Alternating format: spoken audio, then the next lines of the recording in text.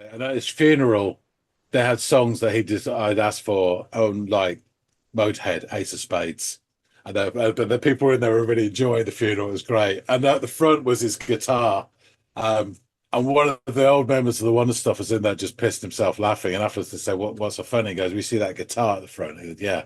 He says, yeah, he borrowed it off my mate and never gave it back. It's not even his guitar.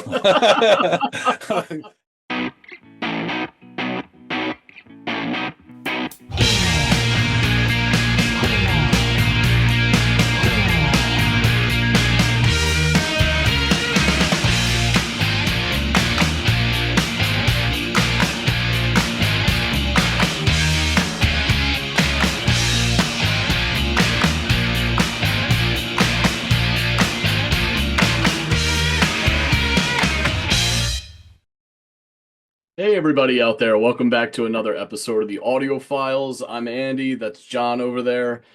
And you know what we do here. We share music, listen to, and then discuss it. John is going to be offering up a artist and tune for me to go off and listen to, and I'll come back and we will chop it up. Let's get the ball rolling, John. What do you have in store today, my friend? Okay, the artist is the Wonder Stuff. Wonder Stuff. Okay, that's a cool name. Um, what's the name of the track? Golden Green. Golden Green, huh? Okay.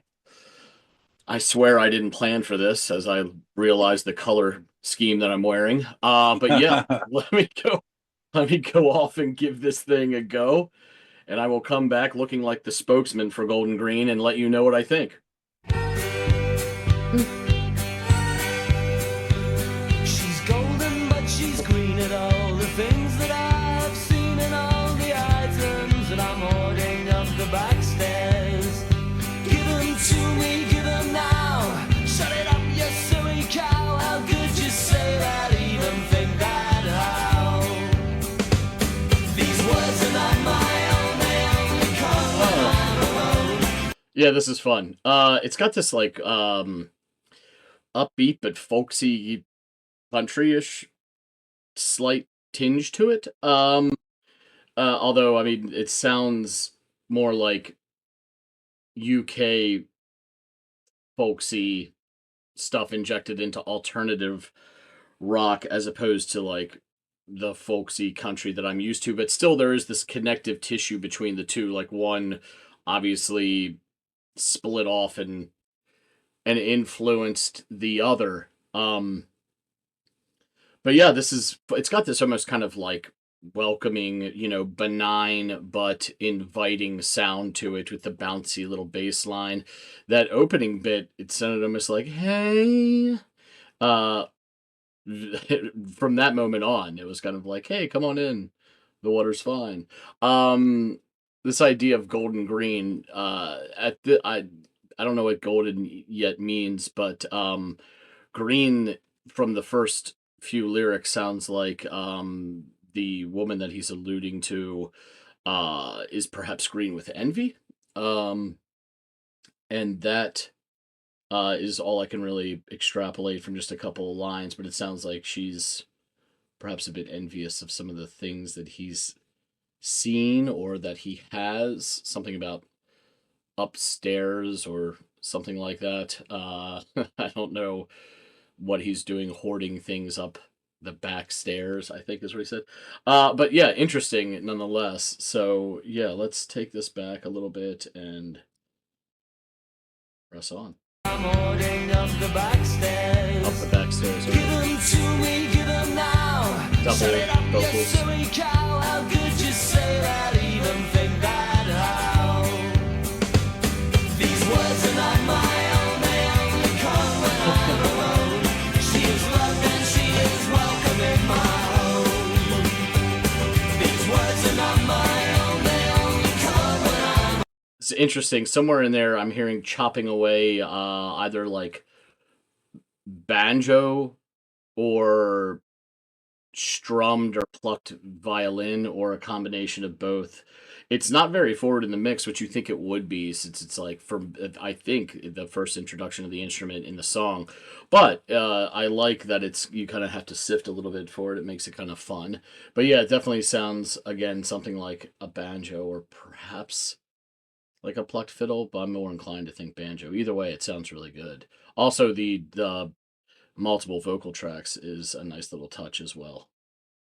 She is loved and she is welcome in my home. Boom, bang, boom, bang. She's taken all my vitamins, used up my lighter fuel. I'm sure she stole all of my pencil lead in school. Oh, don't flop, I'll give it back. But woman, it's not the lack of my possessions that is making me feel cruel. These words are not my own, they only come when I'm alone. She is loved and she is welcome in my home. These words are not my own, they only come when I'm alone. She is loved I like and that. she is welcome in my home. It's rollicking. Oh, banjo. Oh, and there.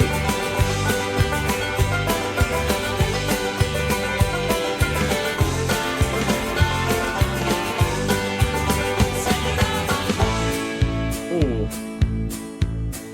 See, now I wish that had gone on for a little bit longer, but it sounds like also that both the aforementioned instruments that I discussed earlier are featured in this portion, which is the banjo, and then I hear some fiddly bits happening as well. Yeah, we're gonna take that back a bit.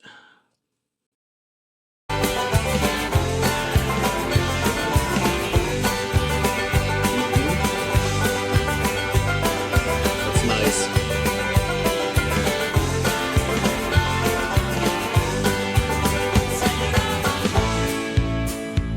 Boom, boom, boom, boom, boom. And if she loves me, she'll say that she loves me. With eyes will shine in her eyes. And if she loves me, she'll say that she loves me. Even eyes will shine in her eyes. Yeah, these words are not my own, they only come when I'm alone. That's great. She is loved and she is welcome in my home. All these words are not my own, they only come when I'm alone.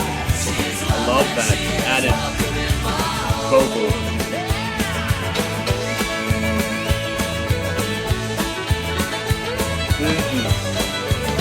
Fiddle.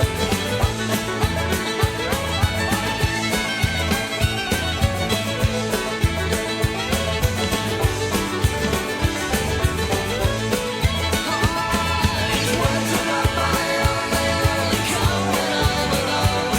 She is loved, she is welcome in my home. Yeah, I really, really enjoyed that.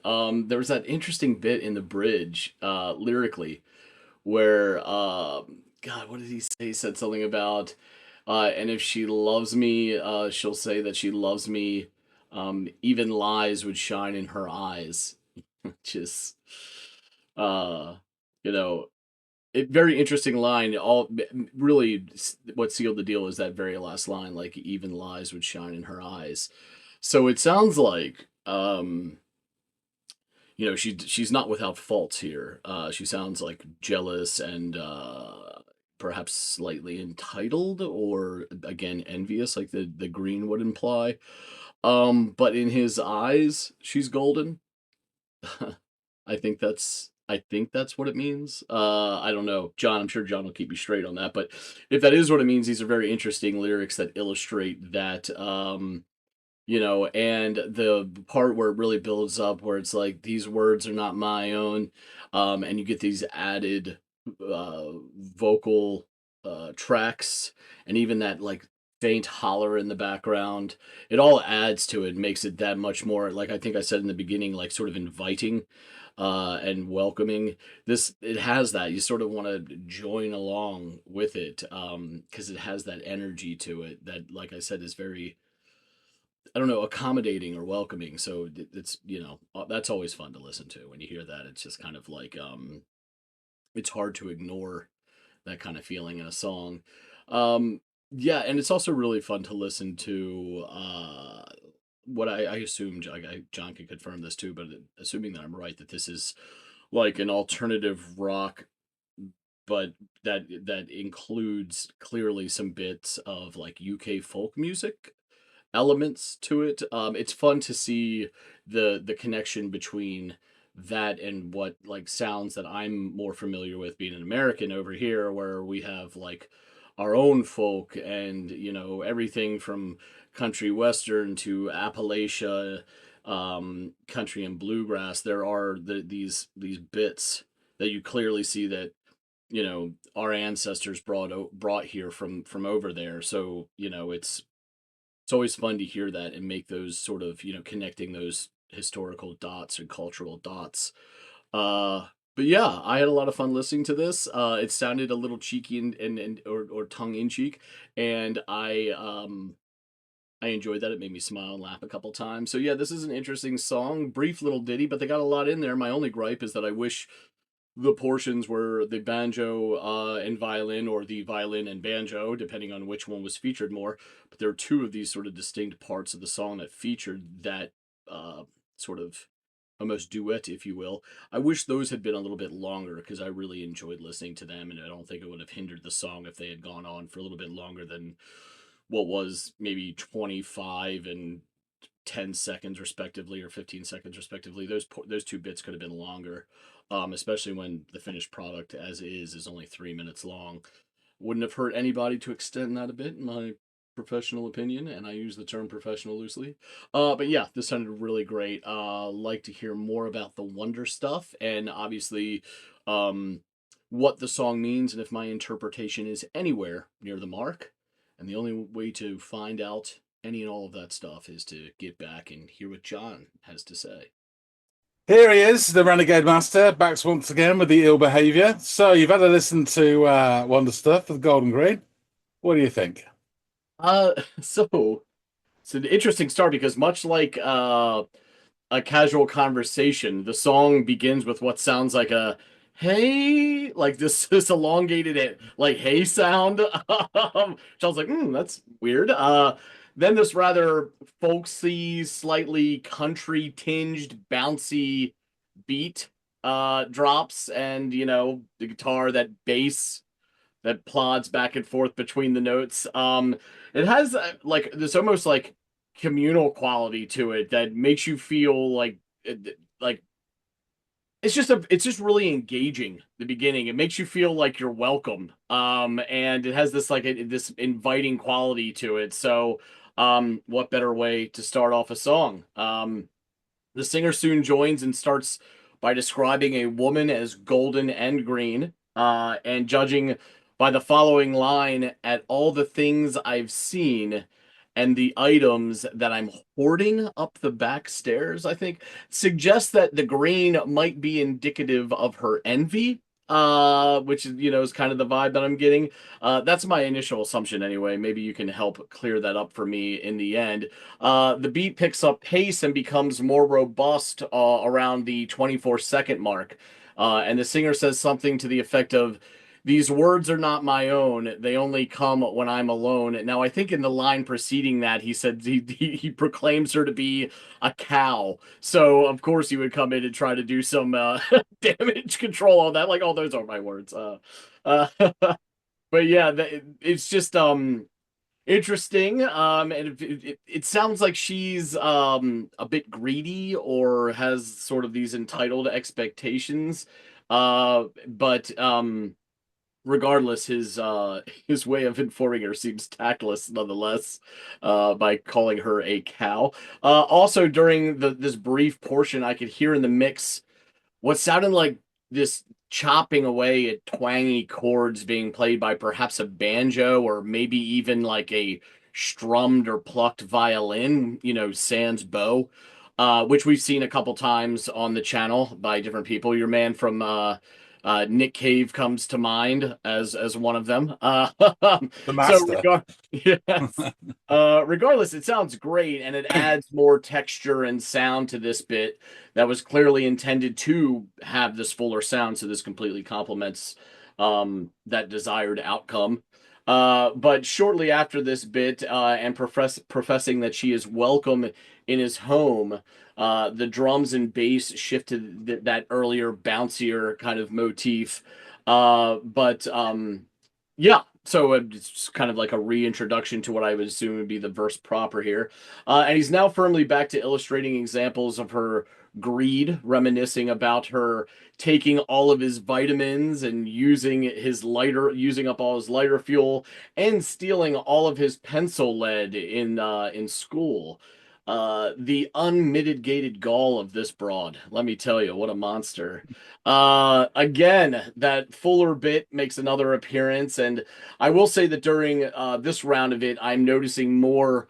Instead of focusing on trying to figure out if it's one or both of those aforementioned sort of country-like instruments, the fiddle and the banjo, I'm now kind of drawn in by the harmonization and the multi-track vocals that are used, that again does the same desired outcome as the aforementioned Yeah. instruments, in that it makes the sound fuller and more textured, and it gives it all this added layer and dimension to it. So yeah, I really love that. And back to the bit about the vocals, there was also this like elongated vocal note that is almost this faint holler in this portion of the song. And I really thought that was fun too. Kind of, another reason to illustrate how this is kind of engaging and get you involved.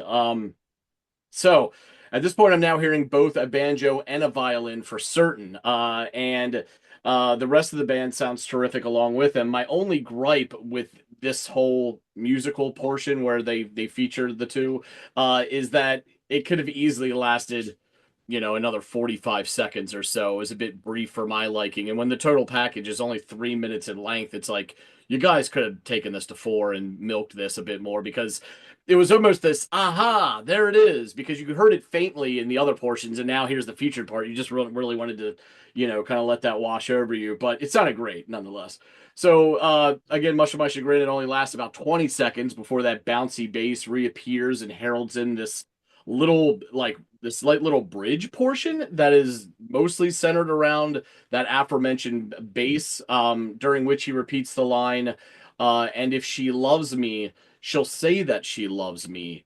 Even lies would shine in her eyes. And lyrically, this might be my favorite line from the whole tune. The second half of which really plants the landing and giving the total line kind of its heft.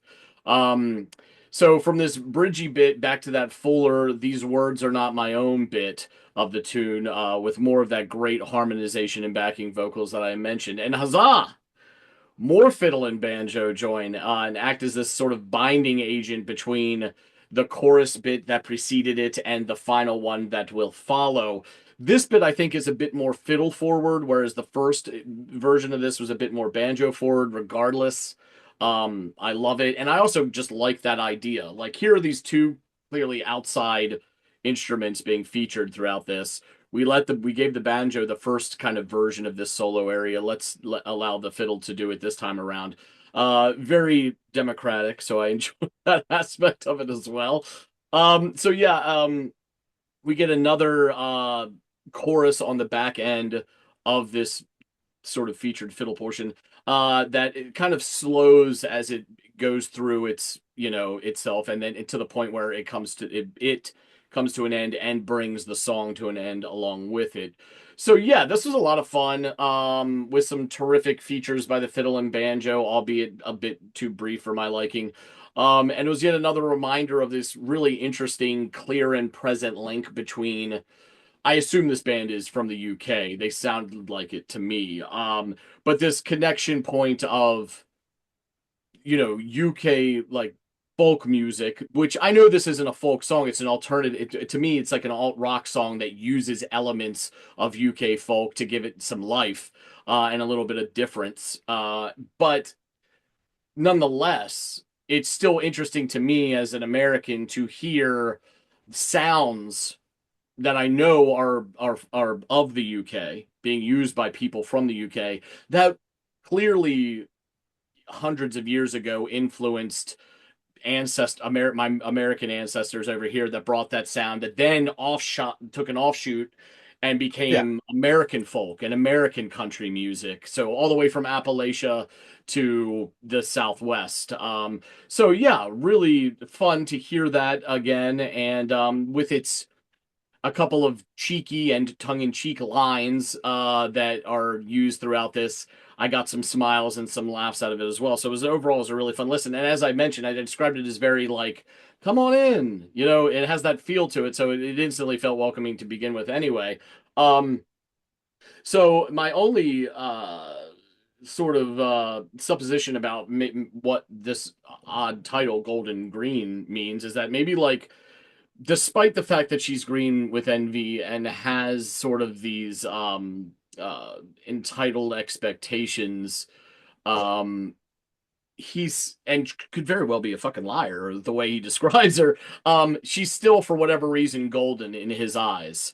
So yeah, that's sort of where I get how I make the connection there between the title and what he's described lyrically throughout this. But please tell me more about the band, tell me more about the song. No, well done. I will preface all this by saying the main lyricist and singer, Miles Hunt, and that is rhyming slang. Knowing what I know about him, you can't believe a bloody word he says. Anyway, I thought you'd enjoy this because it's interesting and it's a bit, and it's got that sound to it. And it's an interesting point in sort of, UK indie music as well.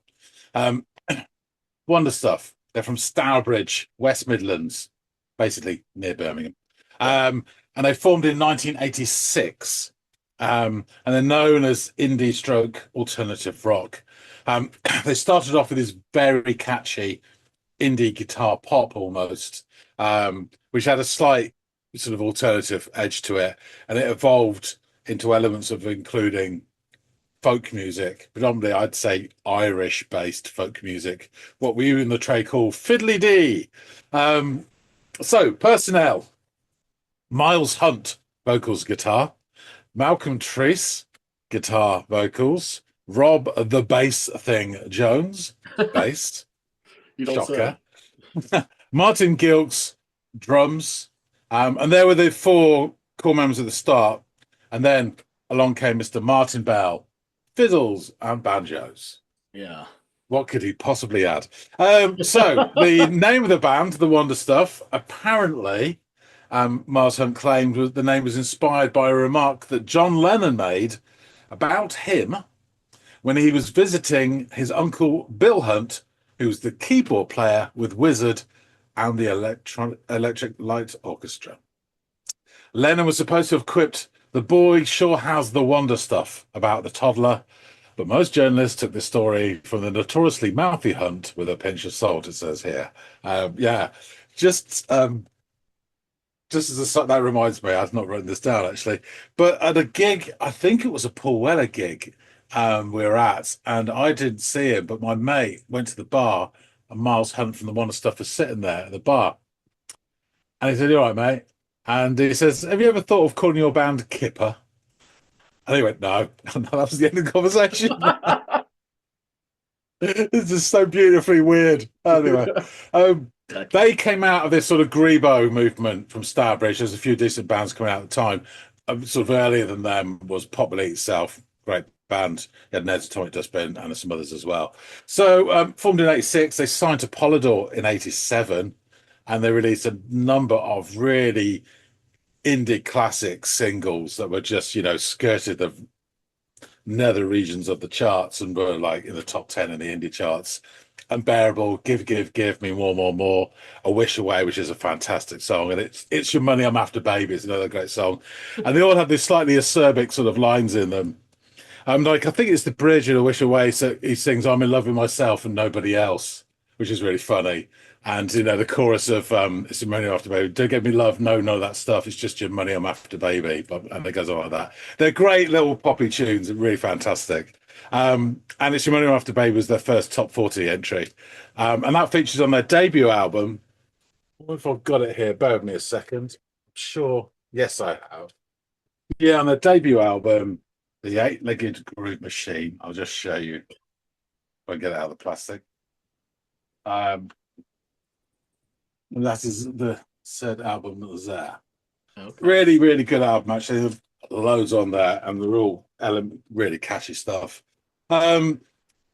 It got to number 18 in the UK charts. Melody Maker made it one of their albums of the year, and The Enemy ranked it as number 27th best album of the 1980s. So pretty highly done.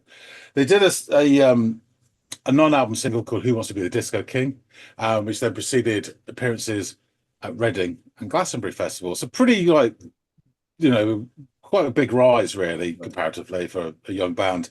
The latter festival, Glastonbury, I saw them there that year. Now, my recollection is fuzzy of that day, stroke week, stroke month. But I do remember that I was sitting in the field and we saw Van Morrison, which was awesome. Some time passed, who knows how long. And then I don't know which order, but I think it was Wonder Stuff first and then Pixies afterwards. Wow. And I was in heaven for about an hour and a half. It was absolutely wonderful. And that's all I can remember about the rest of that day. But it was, and they were really good. They're all in white, shirts with black waistcoats, long hair, and they're rocking away. Really good. It's September 89. Don't Let Me Down Gently became the Wonder Stuff's first top 20 hit. And this was the lead single from their second album, Hop, which followed the following month. And it got to number 5 in the UK album charts. And the album saw the introduction of new member Martin Bell, a multi-instrumentalist who contributed violin and banjo, most notably on Golden Green, which you heard as the second single from the album, and that reached number 33. Just to say, on a personal note, I seem to remember this album being everywhere in terms of student life in the back end of 1989. I could be wrong, but that's my perspective. At the club I worked at behind the bar, I was taking a break and I was sitting at some tables, and Golden Green was playing on the PA this song. And when it finished, there were 2 girls sitting opposite me that I didn't know, and they started singing the lines of the next song on the album, which is "Let's Be Other People." Starting they go, "Let's be other people," and they both laughed in embarrassment when I was looking at them. Because I was doing exactly the same thing in my head as well, but they did it out loud. And I was just thinking, I was just about memory that I guess a lot of people don't do that anymore. Like, think of the sequence of the songs of the albums. It just doesn't happen so much now as it did then, But really, brilliant. Right, so let's get into the song lyrics. She's golden, but she's green, and all the things that I have seen, and all the items that I'm hoarding up the back stairs. Give them to me, give them now. Shut it up, you silly cow. How could you say that, even think that? How? These words are not my own. They only come when I'm alone. She is loved and she is welcome in my home. These words are not my own. They only come when I'm alone. She is loved and she is welcome in my home. She's taken all my vitamins, used up my lighter fuel. I'm sure she stole all my pencil lead in school. Don't flap, I'll give it back. But woman, it's not the lack of my possessions that is making me feel cruel. These words are not my own. They only come when I'm alone. She's loved and she's welcome in my home. Again. And then we get what I've written in my notes here. Fiddly D break plus banjos. And there's a nice little sort of and I think the official video has got them doing a bit of do-si-doing and stuff like that. There's plenty of straw bales around. And then you're right, it goes to the bridge. And it's one of the few bridges I do enjoy. And if she loves me, she'll say that she loves me. Lies will shine in her eyes. And the sort of beat picks up. And if she loves me, she'll say that she loves me. Even lies will shine in her eyes. Yeah, these words are not my own. They only come when I'm alone. She's loved, she's welcome in my home. Again. And then we get another miniature fiddle break with background hup. So you hear right there, low in the mix, you go hup, hup, hup, which I believe is why they've got the title Hup. And then it comes back in for the final. These words are not my own. They only come when I'm alone. She is loved. She is welcome in my home. Yeah, I'm not quite sure. I mean, there's obviously this sort of it could even be a sibling. Do you know what I mean? Yeah, as opposed to romantic, but there's a bickering backwards and forwards. They're both idiots as far as I'm concerned. Yeah, and I think you're right. This sort of golden and green is something that's valued, but something that's gone off as well. So it's the two things combined. Yeah. You appreciate someone or don't. It probably is romantic knowing him, but yeah. I will just say this. So this came out in '89, and this was a step from their previous sort of straight guitar-based indie rock pop stuff. Obviously, and with the addition of the multi-instrumentalist to add to that. Exactly. Now, the year before, although they'd always had a tiny amount, but the year before, in 1988, the Waterboys brought out Fisherman's Blues, which again was this sudden change towards fiddly D, straight, Irish folk music really having a massive influence. Uh-huh. And one of the title track with a mandolin is just one of the most beautiful songs ever. And it's just interesting how this shift, and he had other bands come through as well. And for a couple of years, it was, quite a strong influence on a UK sort of indie scene. So it's just really interesting how how it fits within and progresses. Um, just a bit about one of the members of the band. So, following disagreements within the group, Rob, the bass thing Jones, left in December '89. He So, then moved to New York. He married Jessica Ronson, who I think is his second wife. Under her previous name, Michelle Robertson, she had been the last girlfriend of Sid Vicious after Nancy's death for a few weeks before obviously he toddled off. So in New York, Jones formed another band with her called the Bridge and Tunnel Crew. And he sang and played rhythm guitar and shared songwriting duties with his wife. And unfortunately, he died in New York, 31st of July, 1993, aged 29. The cause of his death is variously recorded as due to heart problems, a heart attack, potentially caused by heroin or drug-related causes.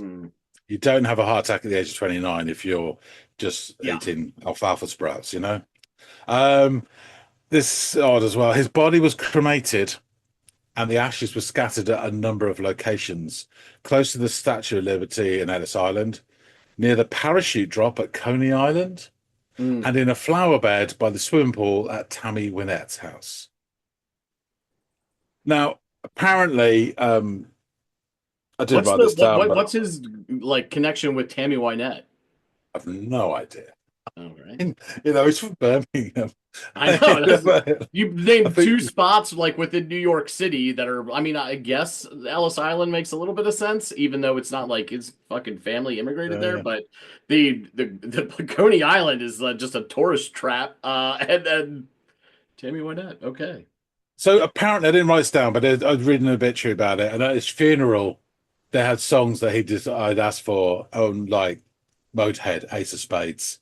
And the people in there were really enjoying the funeral. It was great. And at the front was his guitar. And one of the old members of the Wonder Stuff was in there just pissed himself laughing. And afterwards they say, what's so funny? He goes, we see that guitar at the front. He goes, yeah. He says, yeah, he borrowed it off my mate and never gave it back. It's not even his guitar. And apparently he was a very charismatic but chaotic guy. He's one of those guys you really love, but probably wouldn't last the course anyway. So, just like to mention him because he seemed like such a good character. So back to the band. In 1991, they released their third album, Never Loved Elvis. And I really remember buying this. Sorry, bear with me a second. I should have got these all ready. Size of a cow. Here we go. Yeah, it was one of the last records at the time I really strongly remember buying on vinyl. My mate bought it on CD the day it came out, and I bought it on vinyl and felt really old-fashioned and everything. I love the artwork. Yeah, it's really good. So the album had guest appearances from Kirsty MacColl and Linda McRae. The lead single, Size of a Cow. Should have thought about this before. The lead single, Size of a Cow, that got to number 5 in the UK singles charts, and the album got to number 3. Both Never Loved Elvis and Hot were both certified gold sales. The same year, 1991, they collaborated with the comedians Vic Reeves mainly, and Bob Mortimer turned up, and they did a cover version of Tommy Rowe's Dizzy, and it got number 1 in the charts. Number 2 in Ireland and number 3 in Australia. And this is very much the high tide mark of the band. After the 4th album in 1993, which did all right, but I just can't remember it at all, so I don't even think I got it. The band completed a lengthy tour and then split in 94. Hunt was involved in loads of projects and some solo stuff. And then the band as Hunt, Treese, Giltz, Bell, and a new bassist, Stuart Quinnell, reformed in 2000 for a one-off gig. And we've heard this story before. They kept going into several live events, and it happened for a couple of years until 2004, when Giltz and Bell informed Hunt they could no longer work with him, and they thought that was the end of the Wonder Stuff. And so he ploughed on a solo project, brought other people in to help him, and when it was finished, he put it out as a new Wonder Stuff album under that brand and continued. And with a few lineups, he still goes to this present day. apparently, he has mellowed severely and is a really sort of sound guy now. He was notorious for being a bit of a cock beforehand, but everyone says good things about him now, which is nice.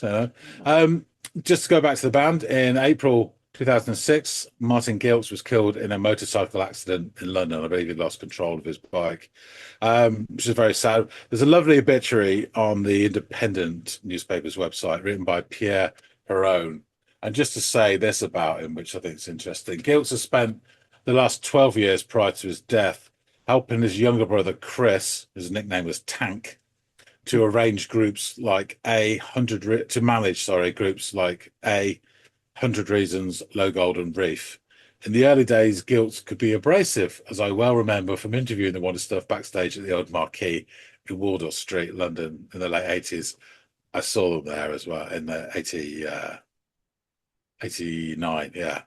But he mellowed considerably with Parenthood and his move into management, and his passion and integrity greatly helped the careers of all the bands that he was associated with. So again, another one who's sort of like calmed down, and so it's interesting.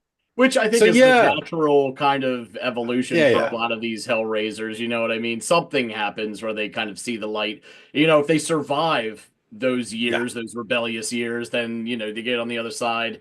You probably lose a couple friends who are like-minded, some major life event where you get married or settle down and have a couple kids, and then, safe landing. But it's not the story for all of them, unfortunately. No, and it tends to be the quality of music goes down as well. Yeah, unfortunately, right? Yeah. Yeah.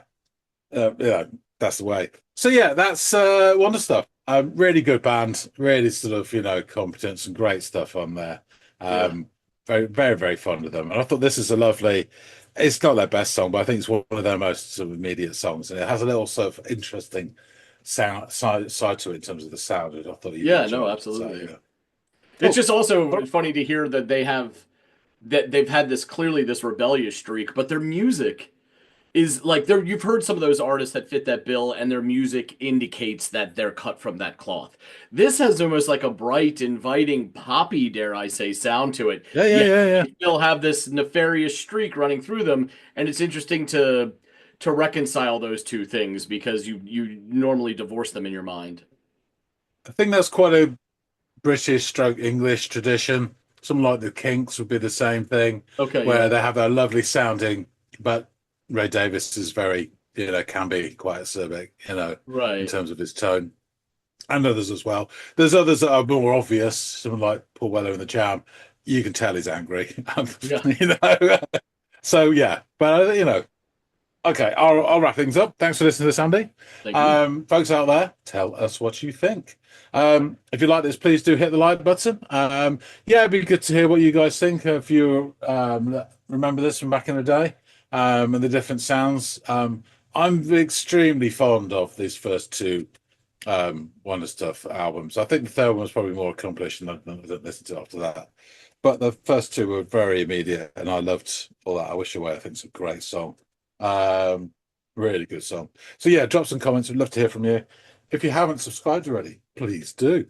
We really appreciate everybody who does support the channel. And we're slowly creeping up numbers until we finally get a record deal with Polydor. Imagine. Anyway, that being said, thanks again so much for watching, and we'll see all of you in the next episode of the Audiophiles. See you later, guys.